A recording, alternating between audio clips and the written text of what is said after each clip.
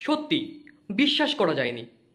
এই তীব্র তাপপ্রবাহের পর এই মালটা স্নিগ্ধ কোমল শীতল বাতাসের মাধ্যমে গোটা পরিবেশটাকে এমন শীতল করে তুলবে সেটা একদম বিশ্বাস করা যায়নি। আমি মাল বলতে দুঃখিত, মাল নয়, বলছিলাম রেমালের কথা, মানে এই ঘূর্ণবাদের কথা।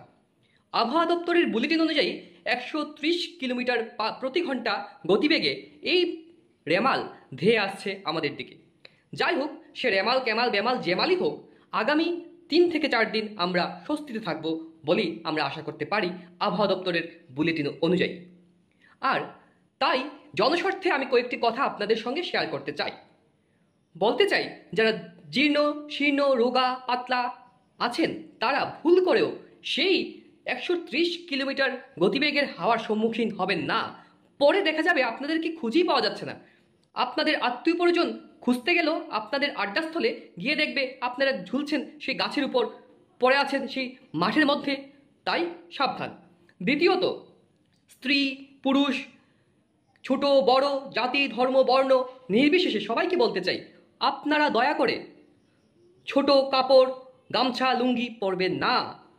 কারণ এত গতিবেগে যদি হাওয়া আসে, পরে দেখা যাবে ড্রেসকে বাঁচাতে গিয়ে আপনাদের প্রাণটাই না চলে যায়। তৃতীয়ত, প্রশাসনের কাছে পরিবহন দপ্তরের কাছে আমি অনুরোধ রাখতে চাই যেন পর্যাপ্ত পরিমাণে লাইফ জ্যাকেট এবং কিছু নৌকার ব্যবস্থা করা হয়। কারণ শহরের অলিতে গলিতে ছোট জলাশয় পুকুর ছোট নদী তা তো গড়ে উঠবেই, তাই তো স্বাভাবিক। কিন্তু এই মতো পরিস্থিতিতেও যেন যানবাহনের এবং সাধারণ মানুষের কোনো রকম অসুবিধার সম্মুখীন না হতে হয়, তাতে যেন কিছু নৌকার ব্যবস্থা করা হয়। আর সর্বশেষে বলতে চাই, আমি এতক্ষণ যা বললাম তা ছিল, পুরো ব্যাপারটাই ছিল আবহাওয়া দপ্তরের বুলেটিনের উপর ভিত্তি করে। তাই বলছি আপনাদেরকে, ভয় পাবেন না, চোখ কান নাক খোলা রাখবেন, আকাশের দিকে তাকিয়ে নিজের উপর বিশ্বাস রেখে সঠিক সময়ে সঠিক সিদ্ধান্ত নেবেন। নিউজ দেখে কুকথায় কান দেবেন না।